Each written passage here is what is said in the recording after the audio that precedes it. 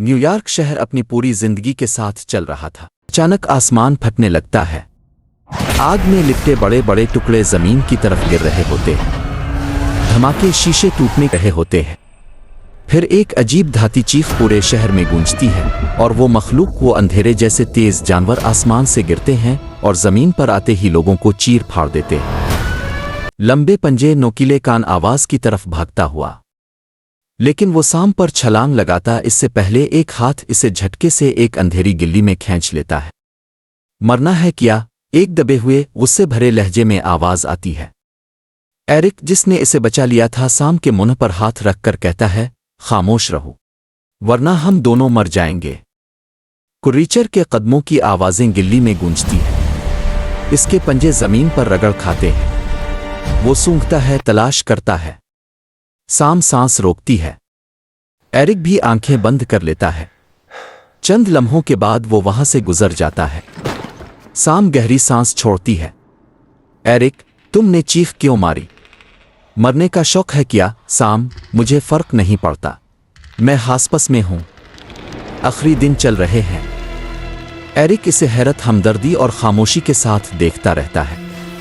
इसी लम्हे फ्रोदो साम की बली आहिस्ता से मियाऊं करती है। एरिक घबरा जाता है। शे, प्लीज। दोनों एहतियात से गिल्ली से बाहर आते हैं। शहर अब मुकम्मल कब्रिस्तान की तरह खामोश है। धुआं, टूटी गाड़ियां, उल्टी बसें, हर तरफ तबाही। साम आहिस्ता कहती है, न्यूयॉर्क इतना खामोश कभी नहीं था। एरिक जवाब देता है, क्योंकि अब हर आवाज मौत को दावत देती है। एक कुरीचर अचानक इमारत से गिरता है। एरिक फौरन साम का हाथ पकड़कर इसे दीवार के पीछे छुपा देता है। खामोशी के बाद एरिक इसे देखता है। तुम वाकई पिज़्ज़ा के लिए निकली थी? साम नम लहजे में कहती है, जिंदगी के आखिरी वक्त में एक छोटी खुशी चाहिए थी। एरिक गहरी सांस लेता है, फिर कहता है, चिल्लू, पिज़्ज़ा ढूंढते हैं। साम हैरान रह जाती है। इस सब के दरमियान? हाँ, तुम्हारी आखिरी ख्वाहिश है। दोनों एक तवील खामोश सफर शुरू करते हैं। पहुंचते हैं। शटर आधा गिरा हुआ, अंदर अंधेरा। साम आहिस्ता अंदर जाती है। हर चीज टूटी हुई, बिखरी हुई। ओवन बुझा हुआ। वो रुक कर आंखें बंद कर लेती है। बस इतनी ही थी जिंदगी। एरिक इसके करीब आता है।